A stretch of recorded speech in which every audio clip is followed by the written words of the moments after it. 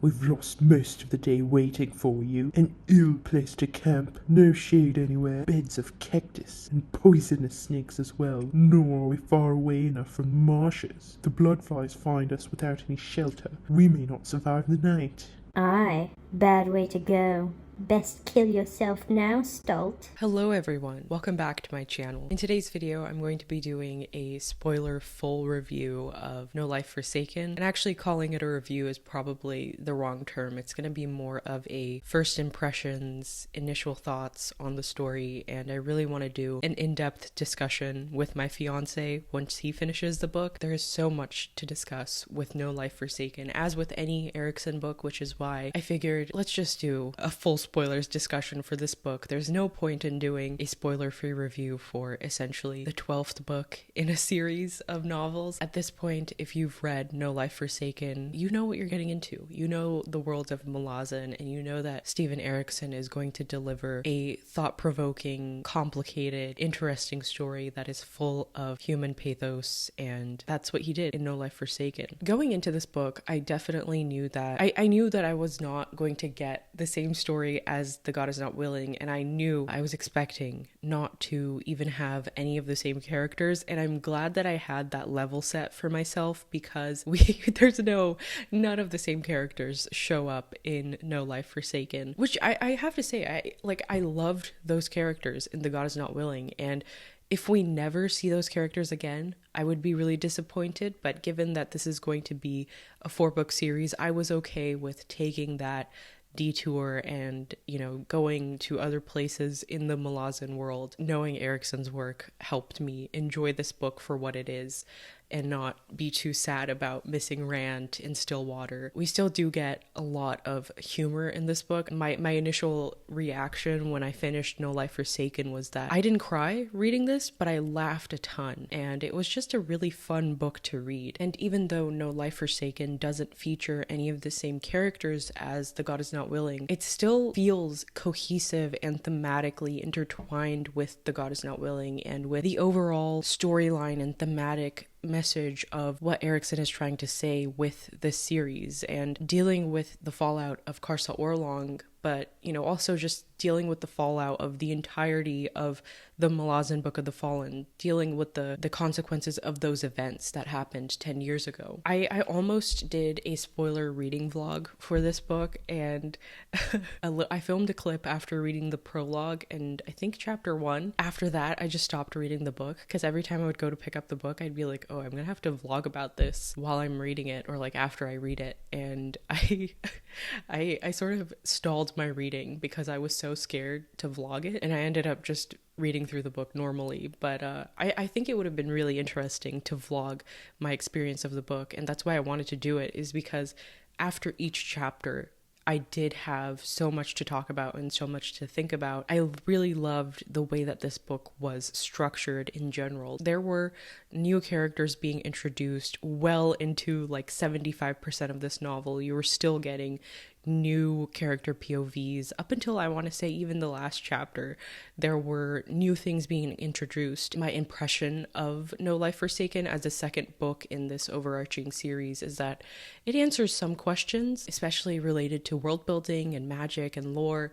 It answers some questions, but it also poses way more questions than it answers, at least for myself, and I liked that about this book quite a lot. So maybe I will insert the clip that I took after finishing chapter 1 and the prologue, and we'll see what I say in that clip. So I've currently read chapter 1 and the prologue of No Life Forsaken. Prologue has been insane already. I loved the prologue. I think it bears saying that Erikson's prose is always wonderful and delightful, and it's incredible to be reading his books again, especially on release. This is my first time reading a malazan book as soon as it came out, and there's definitely like an excitement that I feel when I'm reading the book. There were so many unexpected things in the prologue. I was not expecting to see Calor in the Imperial Warren, which is like this desolate gray landscape, and he's building up these barrows of literally everyone who died in his empire. We're introduced to this character, Hasten Thenu, who is a time traveler, it seems. Naming your time traveler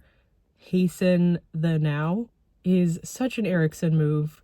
I'm very interested to see what Hasten Thenu, what his deal is. See how Calor connects to all of this. It seems like the sort of structure of the book is that Hasten Thenu is the one telling the story. And we all know that Erikson really likes to play with the narrator of books. I think it was the Bone Hunters that was being told from the perspective of, what's his name? Krupp. Part 2 of the prologue, we get to see Iskarl Pust in classic Pust form. He is so funny, and I love that the scene is told from the perspective of the donkey, the drunk donkey. There's a detail about these two identical women facing each other on the like jar that the donkey is looking at. I wonder if that will come up or if that's a reference to something that I'm forgetting. And then we get to see Bug, or Male, as the case may be, but I was not expecting to see Pust, Calor, or Male in this book. Prologue has me extremely hyped. I didn't really take a look at the Dramatis Personae, and I'm wondering if Tehal is going to show up. That would be incredible.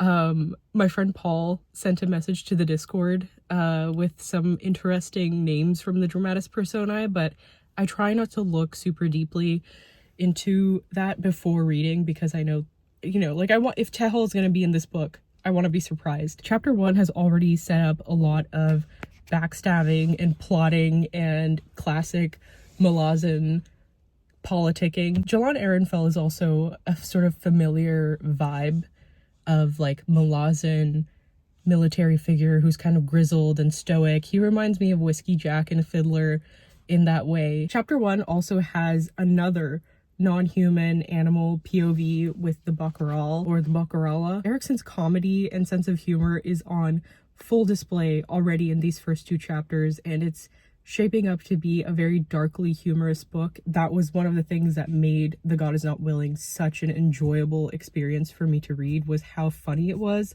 So I am having an incredible time. All right, because I decided not to vlog, I did take notes in this little notebook after each chapter. My thoughts after chapter 2 were that it is really fascinating how Erikson sets up the external conflict in this book. In general, I would say that No Life Forsaken is a book that's more concerned with the external conflict of the world, whereas The God Is Not Willing was a little bit more internal. In a first for Erikson, in my opinion, was more focused on the character of Rant and exploring in a large part the consequences of Karsa Orlong's enslavement and his assault at Silver Lake, and charting that through Rant's character. No Life Forsaken, we're doing something similar.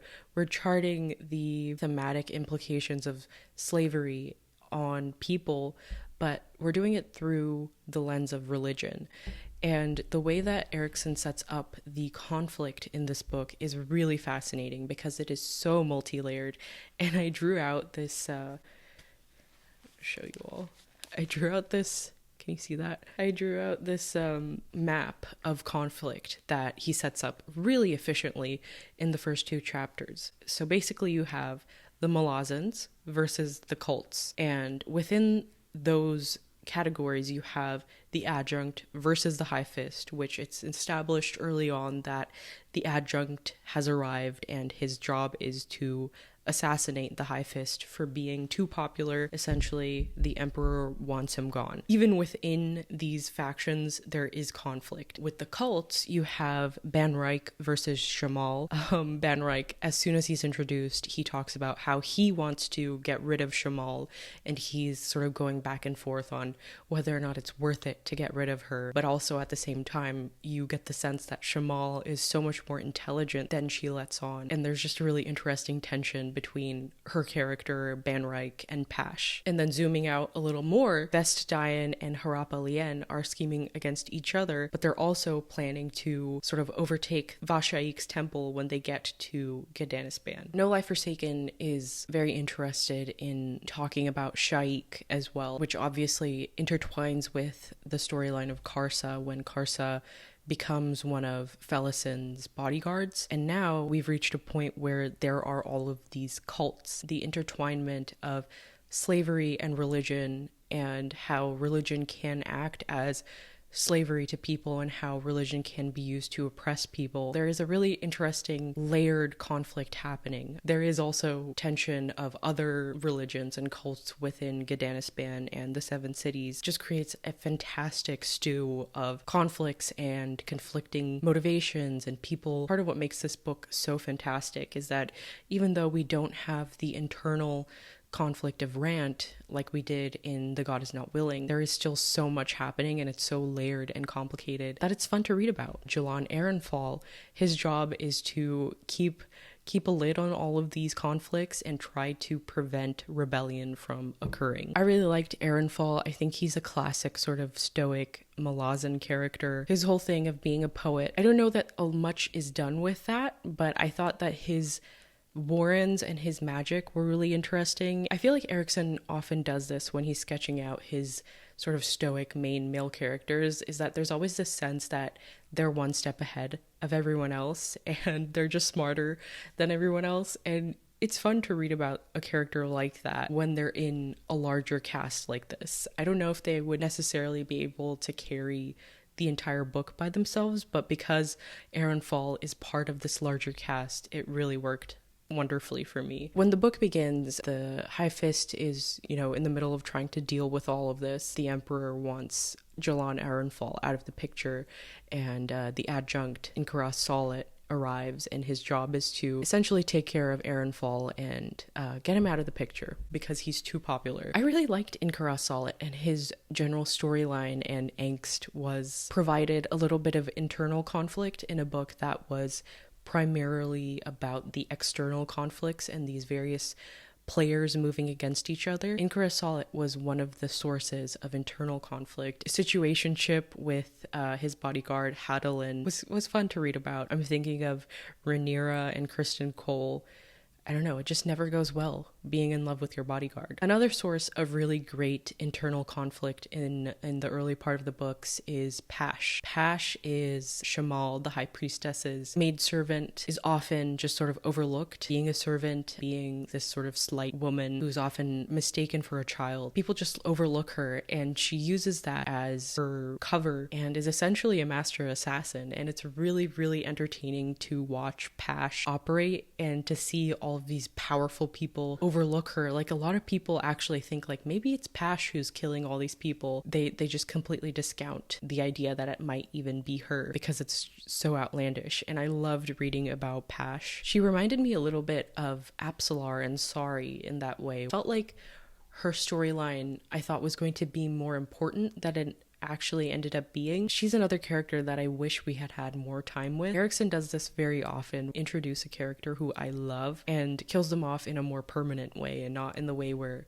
they'll come back in a later book or even in that same book. Speaking of killing off characters and them coming back, I thought it was really interesting how in this book we get a lot of answers as to how death works in this world. Characters describing how when Hood was the god of death, he was a lot more malleable and he would let people through out of the realm of the dead and let them come back for a price. He was bribable. Whereas now that Whiskey Jack is the god of the dead, he's a lot more intractable, and he, along with his army, the soldiers of the dead, maintain a really tight perimeter on the realm of the dead. It answered a lot of questions that I had about the world building in general and made me really appreciate No Life Forsaken for how it is still a sequel to the Malazan Book of the Fallen, and how retroactively we're still learning about this world and how much we don't know about how Warrens work. We don't know how any of this works, and I think that makes reading this series, the Witness trilogy or quartet, it makes it worth it. Does Malazan need a sequel? Is there more story to be told? I think the answer is resoundingly yes. There's still so much to unpack, and the consequences of that series and the things that people do that still can be mined for more story, and then in general also the world building. I will say one of my favorite characters in this book was Shamal. I think she is so amusing. I just loved any time she was on the page, and I think the longest stretch of the novel where Shamal is not present is actually probably the weakest part of the novel. I really liked once we're introduced to Bornu Blad, the contingent of him traveling to Gdanispan. Once we get past that part and we're well into Bornu-Blat's storyline, and he has sort of like this, I want to say, found family sort of plot line going on, I really liked that. I think as well, the middle part of the novel was where we were getting introduced to new characters almost every chapter. You know, we get a lot of interesting, again, lore and world building. We learn about the Azathanai and all of these different things, and that was interesting and fascinating.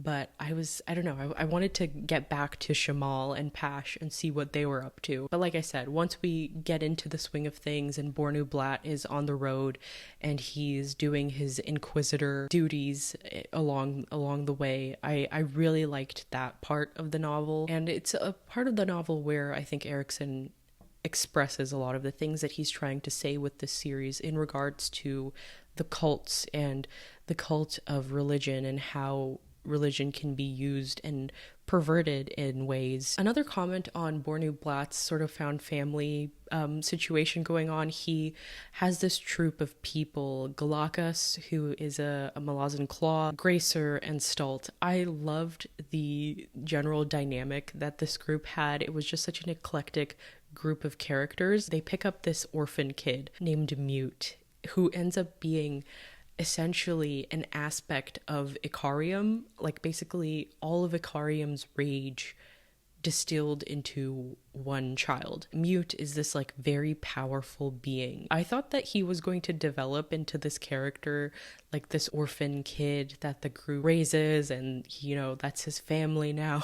And Erikson just kills him off after like 2 chapters, and I was like, what the hell, dude? I was so excited for this to be a found family situation, like really wholesome, and he just kills him off. And I think that is so emblematic of malazan in general, where Erikson is not afraid to go balls to the wall, fantasy, crazy shit happening, and then that just happened. Mute was part of the story for 2 chapters. He gets killed by an Azathanai, and that's it.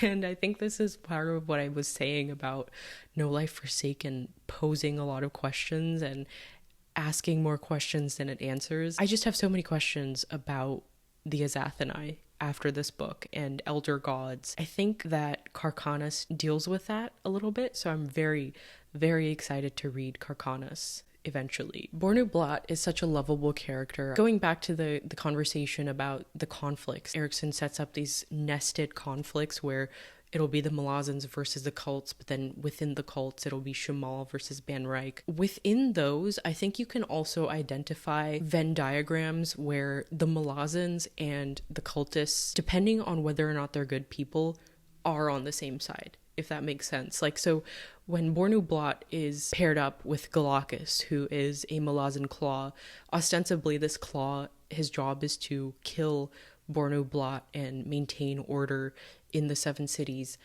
Because Bornu-Blat is a good person, that almost like saves him from being killed by Galakas. And I really like how that comes out in this book when essentially the malazans and Vashaik's cult combine forces to take down bandits who have been stealing people's children. There was this logic, this overruling logic to why characters did the things that they did, and why some of them allied with characters who are ostensibly on the other side of the conflict from them. I will say towards the end of this book, I started to feel like I knew where it was going to go. Like I said, there were still things that surprised me. Mute's whole storyline, the lore, and certain things that happened along the way surprised me, but I think the general ending where, you know, you have this uprising of rebellion, I sort of saw that coming. As soon as, you know, a rebellion was mentioned, Chekhov's rebellion, there were some character deaths that surprised me. I was not expecting Incrus all that to die, or Gracer. I really thought that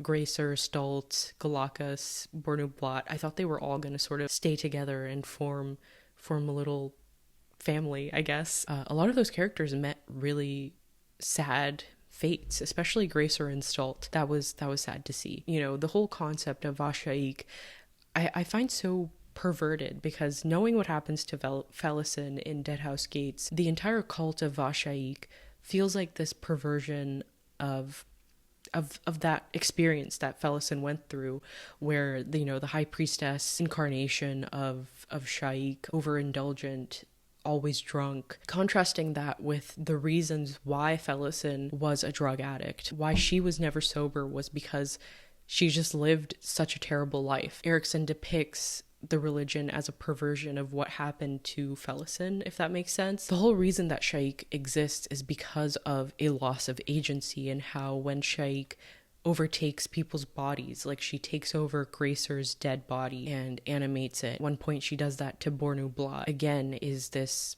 denial of agency. Perfect metaphor for how religion can be a controlling, oppressive tool, and how that intersects with slavery, if that makes sense. Really sad to see how these mortals had come together, and despite their differences, they were a team. They were working together, and how that was corrupted by Vashaik's actions, how that all fell apart. Another moment in the book that I wanted to talk about was the moment where Bornu Blat meets Aravath, who is a Toblakai, and he has created his own temple in one of the cities that they're traveling through. Aravath talks about how he's been communicating with a god who wants to convey to Vashaik a sense of apology. I am 100% sure that that person is not Karsa, it is Rant. And when I read that part, I got really excited because we don't know what Rant is up to, aside from one epigraph that mentions the 14th Legion and one mention of Stillwater. We don't know what's going on with those people. In fact, I'm not sure if this book takes place after The God Is Not Willing, or if it takes place like parallel to The God Is Not Willing. Hasten Thenu, I talked about it with my friend Paul, who pointed out that Hasten Thenu is basically the same name as Quick Ben. That seems so obvious. Quick Ben, Hasten. I thought maybe it might be Pearl, because at one point another character is revealed to be Lostara Yil, and I was like, oh, maybe it's Pearl because that other character is Lostara Yil. But no, I think it is Quick Ben. I love this book. Maybe not as much as The God Is Not Willing, which I think is my favorite Erikson book to date. I still really, really enjoyed this, and I'm so excited to read the next book. I heard that Erikson has already finished the next book in the series. He's already delivered it, so it's just a matter of the publisher getting it out. Thank you so much for watching, everyone. Let me know in the comments down below what your thoughts were on No Life Forsaken, and I will see you all in the next video. Until then, take care.